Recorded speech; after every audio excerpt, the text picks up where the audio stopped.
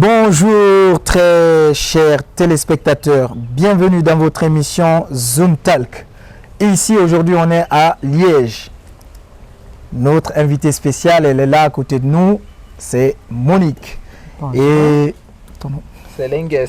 Et Selenges. Vous êtes avec votre présentateur Aboubakar, connu sous le nom de Bouba Salgos. Alors, on va directement attaquer le vif du sujet. Bonjour Monique. Bonjour Bouba. Alors aujourd'hui, on est à Liège. On va commencer d'abord par ici et ensuite on va faire les rétrospectives pour revenir en arrière. D'accord. Alors, qu'est-ce que vous êtes en train de faire tout à l'heure ici Ben écoute, aujourd'hui on avait un tournage de clip pour mon prochain album qui s'intitule Mutuashi Style Tendai. Le Mutuashi c'est un genre de musique et en même temps c'est une danse. C'est un style qui existe bel et bien au Congo. Parce que les gens pensent qu'au Congo il n'y a que la rumba, que le ndombolo. Ah non, non, à côté de la rumba. On peut dire que Mutuashi c'est le rival, la danse rivale de la rumba en fait. La différence c'est que la rumba est lente et il faut la danser à deux. Mais le Mutuashi c'est accéléré. Ça se suit sur la rotation de la hanche. Hein, donc voilà, et c'est vraiment top. Vous l'avez compris, Monique c'est une artiste internationale très connue ici en Belgique. Donc on va essayer de revenir, comme on l'a dit. Hein. Monique, comment vous vous êtes retrouvée dans la musique au fait? Oh, je suis née dedans. Je suis née dedans. C'est quelque chose que je n'ai pas choisi. Donc je suis née dedans. Ça coule dans mes veines comme on dit. Hein. C'est parti des grands-parents. Les grands-parents à l'époque, il était pasteur, chanteur, guitariste du côté papa et du côté maman. Et voilà, c'est le choc des deux côtés. Et voilà, de génération en génération. Nos papas, ils ont formé leur groupe qui s'appelait Pasco. Donc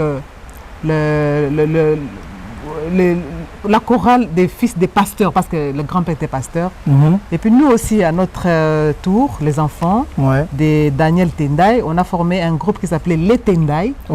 Voilà, chacun a voyagé et tout. Moi, je me suis retrouvée en Europe. Et voilà, je continue l'héritage. Et on a vu que vous avez fait le clip aujourd'hui. Et en même temps, vous avez fait de la danse et de la musique. Mais est-ce que ce que vous faites aujourd'hui, est-ce que c'était le même style que faisait votre famille ou bien vous avez su modérer? Expliquez-nous un peu. Bah, de toute façon, moi je suis du Kasaï. Kasaï c'est une région comme tant d'autres, parmi tant d'autres dans la République démocratique du Congo. Et c'est là où provient la danse Mutuashi en fait. Donc c'est le folklore kassaïen. Et puis donc voilà, c'est comme je disais au début, je suis dedans. Et je ne peux pas faire salsa, bossa nova ou quoi sans faire mon propre folklore. Et c'est comme ça que j'étais toujours baignée, élevée dans ce style-là. Pour preuve, mon tout premier disque qui s'appelait Je vous regarde, j'ai fait plusieurs styles parce que moi j'aime bien mélanger et tout. Et le morceau qui m'a fait connaître au Congo, c'est du genre Mutuashi. Donc voilà, c'est vraiment vivant. Donc voilà, je pense que vous allez le voir à travers les images. Alors, vous allez le voir à travers les images, mais nous, on va en exclusivité demander à Monique de nous faire ici un petit freestyle de son premier disque. C'était Banaya Kini, Banaya Congo. La partie qui a beaucoup plus cartonné, c'est la partie où je taquine un peu les hommes, le Congolais, comme les maris congolais, ils aiment beaucoup le foufou tellement que si tu lui fais du pain ou le riz, ils shootent. Donc voilà, donc les femmes, ça veut dire soyez prêts à faire les foufous au déjeuner, au dîner et au souper. Donc voilà, que les foufous. Et ça a cartonné grave sur TikTok. Il y a des challenges et les gens disaient mi bala baluba, mi bali mabe baluba, batata wana balela foufou, usombi kwanga abeti sabon, et bongo lonso libala kawon baluba, megara se ayo yo. Bana ya Congo, boya banso tobina, makino na lokolo ya kamulao. Donc j'ai mélangé un peu mon style, mon folklore avec l'humour. Donc voilà, c'est ce qui cartonne un peu grave quoi. C'est bien, c'est bien. En fait, Monique, là aujourd'hui, on est à Liège. Vous maintenant, vous résidez à Liège ici. Est-ce que vous êtes avec une maison de production ou bien vos projets, vous les produisez vous-même? Comment ça se passe dans votre carrière maintenant là, au fait? Jusque-là, à part le Congo, hein, au Congo, j'étais produite. Et aujourd'hui, ici en Europe, j'ai fait l'autoproduction, au fait. Donc, pour le moment, je pense que ça me permet de me définir complètement. Parce que quand tu quittes ton pays et que tu t'installes ailleurs, tu as besoin de temps juste pour avoir des repères, donc voilà, et savoir un peu où est-ce que tu vas poser les pieds et tout et tout. Donc voilà, pour moi, ça me permet quand même de me redéfinir encore parce que je dois m'adapter aux réalités d'ici. Et puis du coup, donc voilà, avec le temps aussi, on est ouverte. Je reste ouverte pour celui qui aimerait être donc, derrière moi et puis collaboration. Et tout. Voilà, je suis très ouverte pour ça. Et voilà, pour le moment, on ne lâche pas l'affaire. On va continuer jusqu'à la fin avec l'autoproduction. Même si c'est essoufflant. Hein. Bah on tape le mur parce que c'est cardio. C'est cardio. Donc mais voilà, on croise les doigts que donc on trouvera quelqu'un qui peut donc produire, voilà, parce que l'œuvre est là, la matière est là, la qualité est là, comme dit Selengues. Donc ça manque que donc voilà un boost pour que donc ça fasse du boom quoi. Ok. Et à côté, on a le danseur Selengai, le danseur de Monique. Alors, tout de suite là, vous étiez sur le plateau de tournage avec Monique. Dites-nous, quelle est la relation entre vous et l'artiste? En tout cas, pour moi, Monique, je l'ai découvert quand, je pense, il y a quand même quelques années. J'aimais trop son son Tchako et tout. Et je l'écoutais et tout, je disais ah c'est trop cool. Et puis il y a 2-3 ans j'avais aussi commencé des cours de danse. Et moi j'ai toujours aussi aimé le Moutouachi et tout, donc j'avais dit ah en plus elle fait cette musique, elle est à Liège. Je l'ai contactée, je lui ai envoyé une vidéo, j'ai dit voilà moi aussi j'ai donné des cours de Moutouachi. J'ai aussi habité 2 ans à Madrid, donc je suis revenu il y a 1 an et demi en Belgique. Et j'ai contacté, j'ai dit regarde voilà, moi je veux vraiment apprendre, j'ai toujours été un étudiant, je veux toujours apprendre de nos anciens, pas pour dire qu'elle est vieille, pas c'est ça. Mais tu vois, des gens qui ont fait des choses avant, tu vois. C'est dans la boîte. J'ai pleuré. Je rigole. Mais vraiment, tu vois, les gens qui ont vraiment, les gens comme Fally, pour moi, elle est dans la même catégorie des Fally. Ah bah oui, mais j'ai 30, des gens qui ont commencé jeunes, qui ont inspiré une génération, tu vois, et c'est des gens que je respecte beaucoup. Et je me suis dit, voilà, en plus c'est une Congolaise comme moi, on est tous des Congolais, on est tous des Africains, il faut s'entraider. Et moi je suis toujours là juste pour apprendre. Et donc du coup je suis là, je l'ai dit, voilà, tu as besoin de danseurs, je suis là. Entre-temps aussi, si moi je vais commencer mes projets, elle va un peu m'aider. Si j'ai des questions, elle va me donner des conseils. Mais tu vois, ça montre que voilà, on s'entraide en fait. Voilà, on ne finit pas d'apprendre. Et voilà, c'est important. Donc, très chers membres téléspectateurs, vous êtes dans votre émission Zoom Talk avec Bouba Salghost. Donc, on va revenir sur l'artiste. Alors, Monique, combien d'albums avez-vous sur le marché national et international?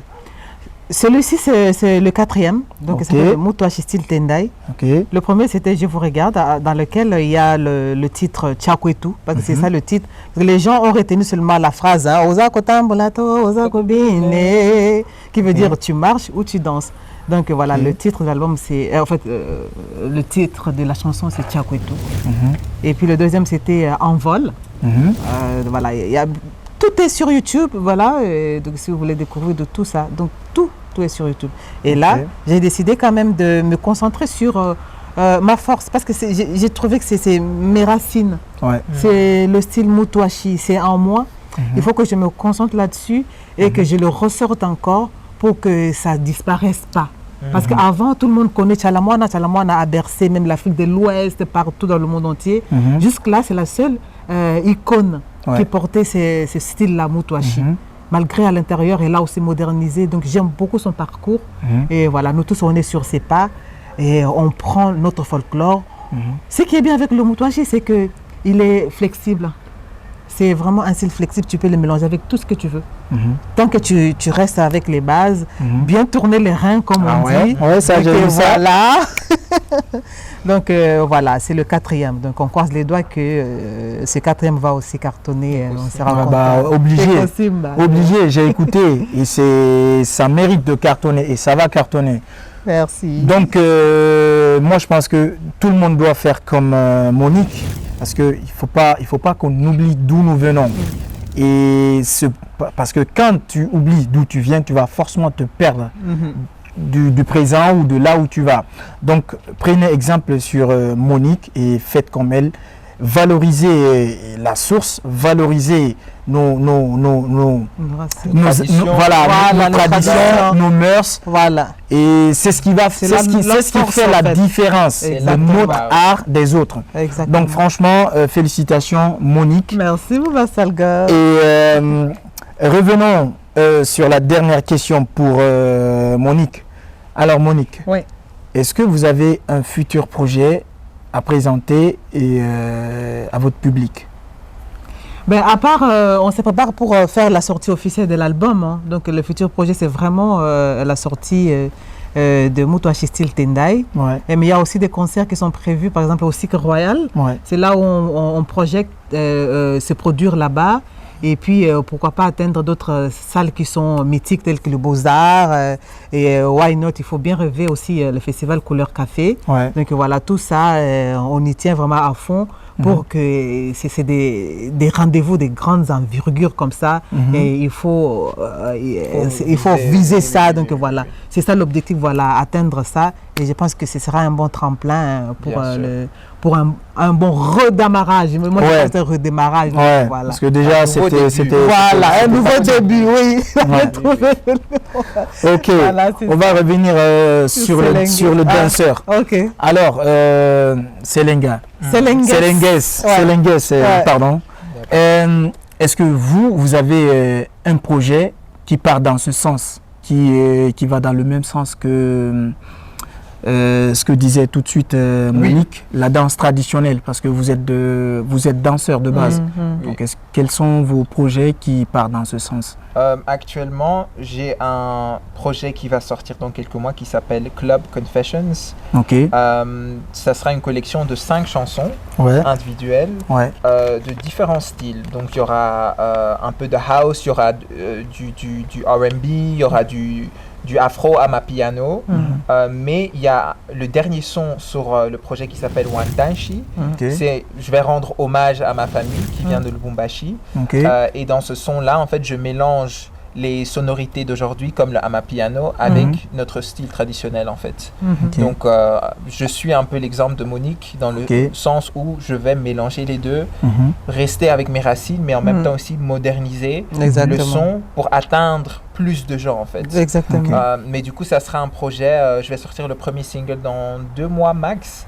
Je vais aussi enchaîner les concerts donc ça sera très intéressant de faire les shows live aussi avec mes danseuses et de vraiment oui, un peu comme Monique, de commencer à avoir un nouveau début et pour montrer aux gens que oui, il y a du talent ici en Belgique et que oui, les Congolais, on est à beaucoup, on fait de la bonne musique et on est toujours là pour s'enjailler. Et voilà, la nouvelle génération, les jeunes générations avant nous, on est tous encore là et on est là pour mettre le feu, quoi. On a plein de trucs, quoi. Au Congo, on a plein de trucs et les gens pensent qu'il y a toujours que la rumba. Non, il y a plein de trucs sur lesquels on peut se baser et donc avoir la liberté de faire ce qu'on veut, quoi. Donc, et le Congo est grand. Le Congo, ce n'est pas que Kinshasa, il y a Lubumbashi, il y a Goma, il y a Kisangani, exactement, Équateur.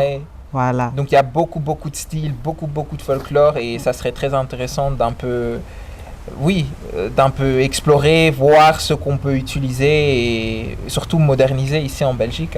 En plus, Bouba, je voulais dire, voilà, en quelque sorte, le son de Mutuashi, et je trouve quand même c'est similaire au son que j'ai écouté parce qu'un jour j'étais à Bamako, au Mali, et puis j'écoutais aussi la musique malienne et tout, la musique guinéenne. Je pense que les Africains, on a tous le même son en fait. Oui. Il y a une interconnexion, mais bon.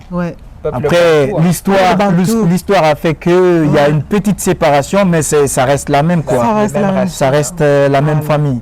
Il y a eu des déplacements et les cultures qui se sont un peu mélangées. Il y a eu des familles qui ont été divisées. Et du coup, les mêmes cultures se retrouvent de l'autre côté, mais de façon un peu différente.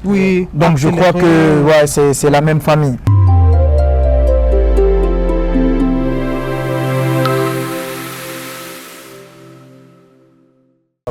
Alors Monique, d'après nos recherches, on a vu que vous avez donné des cours à l'université de musique, des arts. Oui, oui. Voilà, expliquez-nous un peu comment ça s'est passé là-bas. Comment est-ce que vous vous en êtes pris là-bas en fait? Ben, écoutez, j'ai une anecdote parce que mes parents voulaient que je fasse la médecine.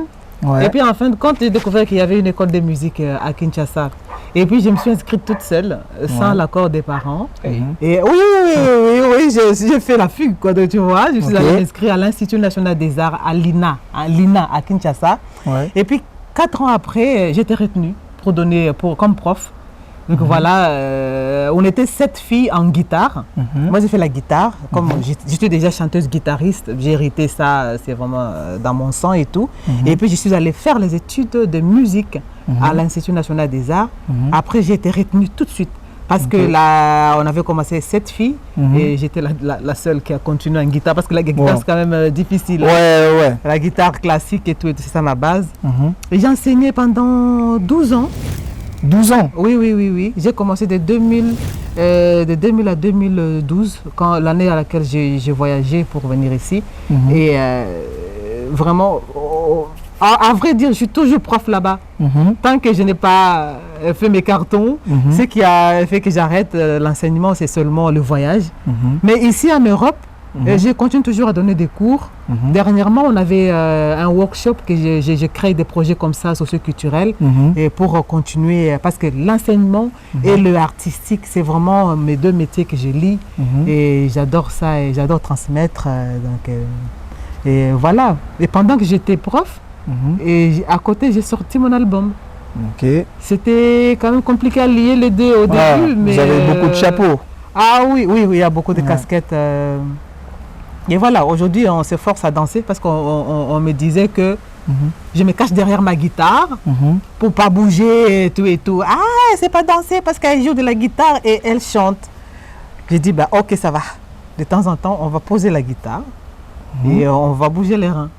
Et pour montrer qu'il y a aussi ce côté-là, côté danse, professeur, artiste, maman, et voilà, c'est dans une... Et moi, je trouve que vous avez bien fait parce que franchement, vous dansez très bien. Ah, merci. Et vous transmettez très bien aussi. Ah, merci. Donc, parlant de cela, combien d'instruments vous maîtrisez Bah, jusque-là, c'est la guitare que je maîtrise super bien parce que c'est l'instrument que j'ai hérité. Parce que tout dans ma famille, tous sont guitaristes, chanteurs, auteurs, compositeurs, donc la totale, quoi. Et des fois, tu sens comme si tu portes le poids de la famille. Voilà, c'est toi qui est chargé de perpétuer l'héritage, promouvoir. Et voilà, à un moment, il m'arrive de vouloir sortir un peu de mon corps et puis voir ce que je dois faire. Ça fait peur et t'as envie de fuir, quoi. Bah oui. Donc voilà, mais tant que ça reste une passion, on le fait avec amour, donc voilà. Le piano, je joue aussi, mais voilà, mon instrument de base, c'est vraiment la guitare. Donc je suis chanteuse-guitariste, qui est différent des chanteuses seulement. Donc, bah, écoutez, on voudrait savoir quand même, parce que dans la vie d'un artiste, c'est pas que rose. J'ai connu personnellement beaucoup d'artistes et ils passent beaucoup de difficultés. Ils se passent beaucoup de difficultés dans leur vie, notamment comment accéder aux instruments, comment accéder à ce réseau. Il y a des artistes qui passent des moments très difficiles, il y a des artistes qui passent des moments de dépression. Et comment est-ce que vous avez su tenir et en arriver là aujourd'hui? Quand c'est ton truc et quand c'est fait pour toi, c'est ton destin. J'imagine quand même que vous avez traversé des moments difficiles. Ça arrive à tout le monde. Ça arrive à tout le monde. Dans la musique, il y a pas, tout ne roule pas comme ça. C'est un métier très difficile dans le genre, il n'y a pas un modèle à suivre. Il n'y a pas un chemin. Tu dis par exemple, oui, tu étudies pendant 4 ans, après tu es diplômé. Ah non, la musique, tant que c'est un talent, mais tu dois composer avec les moments blancs. Je appelle les moments blancs. Tu n'as rien, personne ne te sollicite, tu n'as pas de concert, et tu commences à douter sur toi-même.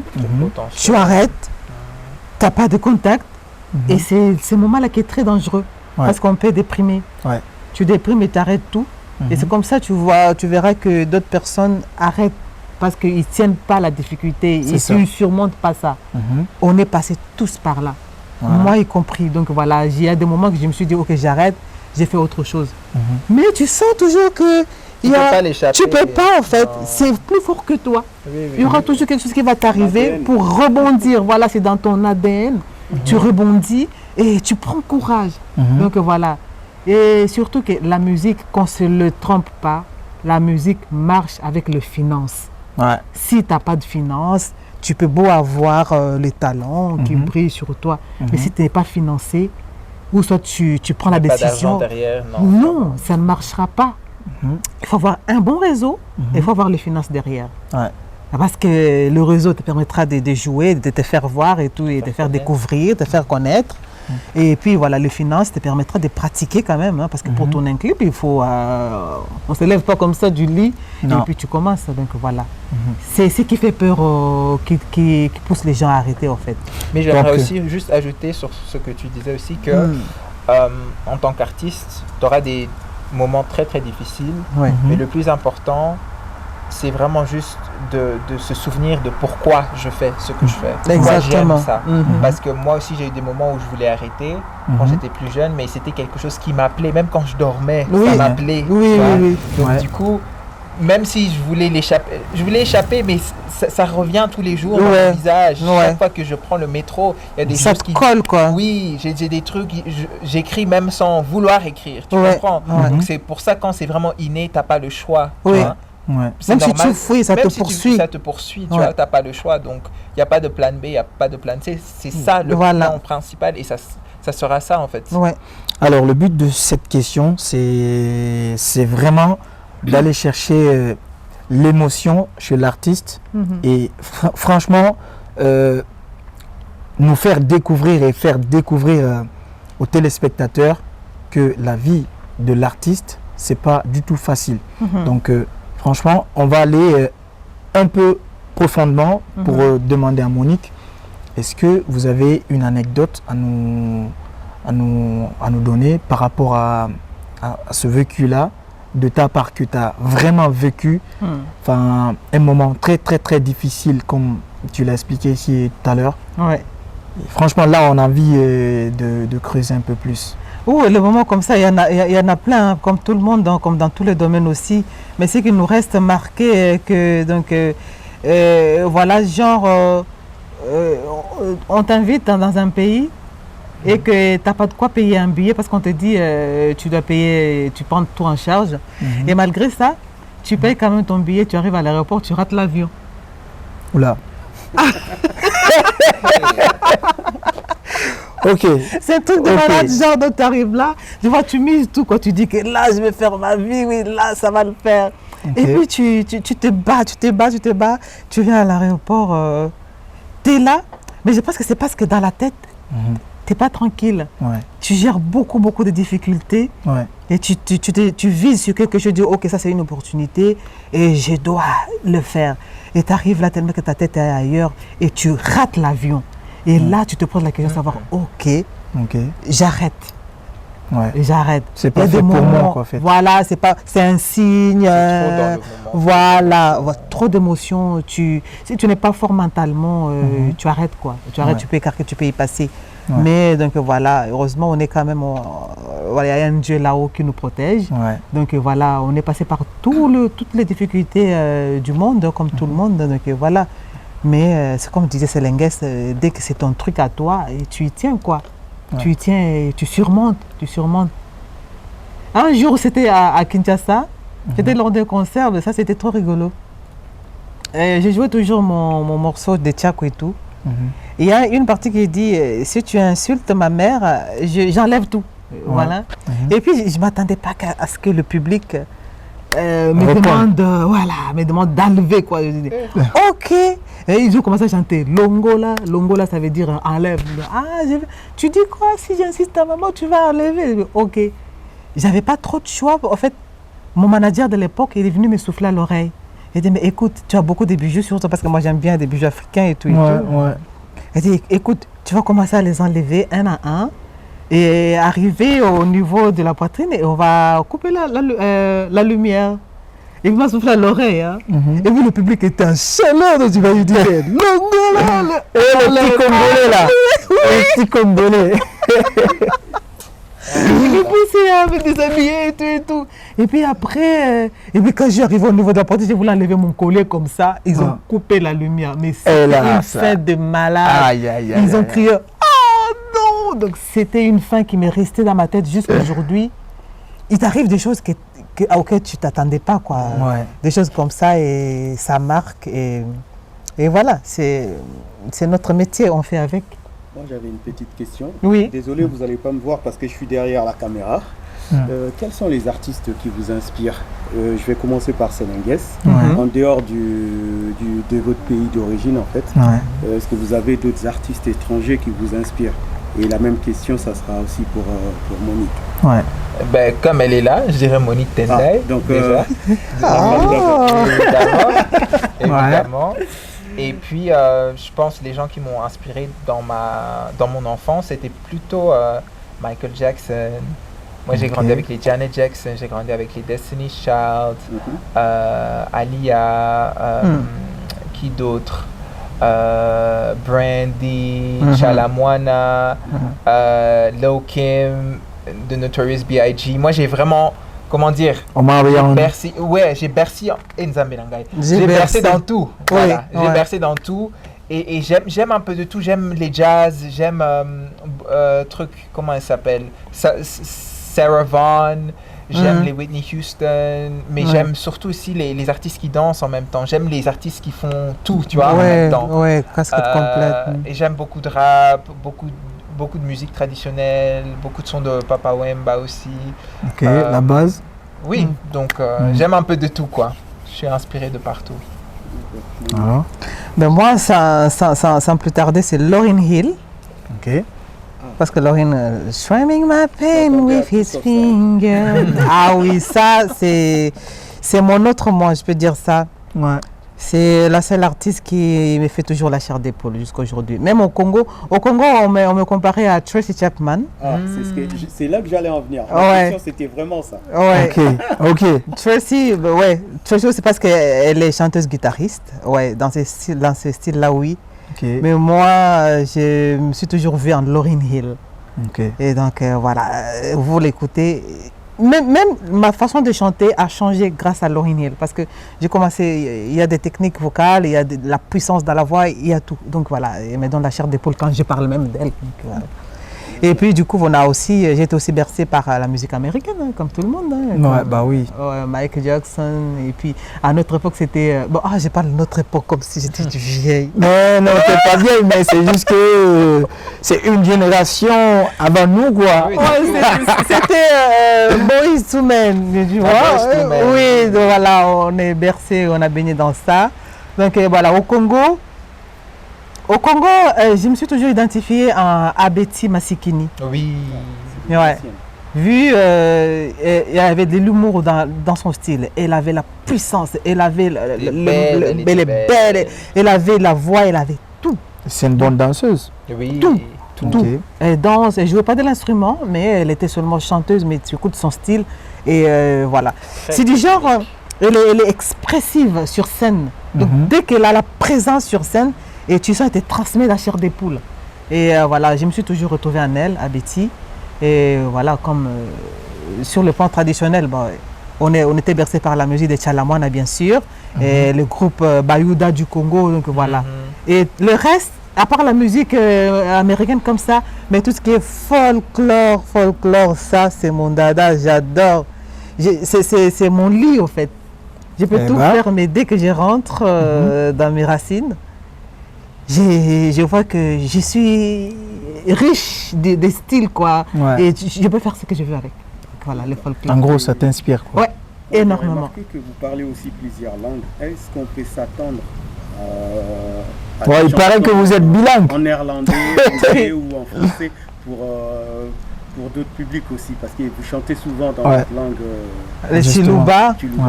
Voilà. Oui, moi j'ai toujours fait ça dans mon site. Si vous suivez tous mes albums, c'est toujours en trilingue. Même dans une chanson, vous allez toujours l'écouter en 3 langues. Si le refrain est en lingala, les couplets seront en français ou en swahili ou en anglais. Voilà, j'ai toujours mélangé comme ça. J'ai toujours aimé la diversité, même linguistique en fait. Et c'est vraiment mon style. Il m'arrive rarement de chanter une langue du début à la fin dans une chanson. Ouais. Sauf si c'est vraiment une demande, tu peux dire, ok Monique, décide-toi, tu vas chanter la rumba et en lingala. Il y a des morceaux comme ça, comme le morceau Capitaine. C'est un titre que j'ai chanté uniquement en lingala du début jusqu'à la fin. C'est sur YouTube ça? Oui, c'est sur YouTube. Allez, on va mettre le lien ici. Même moi na akoli. Talawakamaki ma elilingi na yomoko. Yambala yo, vérité rattrapée yo. Donc on est un peu sur le pas de King Kester et Ménéa. Donc voilà. Donc voilà, ça m'arrive de chanter dans une autre langue. Il y a quelqu'un d'autre qui m'avait dit, c'est plus fort que toi en fait. Même si tu chantes en lingala, mais il y aura toujours les parce que là c'est purement Balouba, hein, le peuple kassaïen. Ok. Si ce n'est pas ça va être kele. Donc c'est des touches qui reviennent toujours parce qu'on dit que je réfléchis en Chiluba en premier. Okay. Donc voilà, j'adore mélanger les langues. Ouais, je parle. Bon, comme lui aussi, il parle plusieurs langues, lui. Hein. On est polyglotte. On mélange tout. Ouais, j'ai compris que lui, il parlait néerlandais, français, anglais, espagnol. Espagnol, mouké, lingala mouké, dogo. Ok. Moi, je parle français, anglais, espagnol, mouké, lingala, chiluba. Mouké, c'est un peu. Oui, ah, je suis trop fort. Ouais. Ah oui, lui aussi il va venir. Ils ont parlé lingala. Malobé lingala. Aza congolais. Bon, très chers téléspectateurs, nous arrivons à la fin de cette émission. Prenez soin de vous et ciao, ciao. À la prochaine. Ciao, ciao. Ciao, ciao.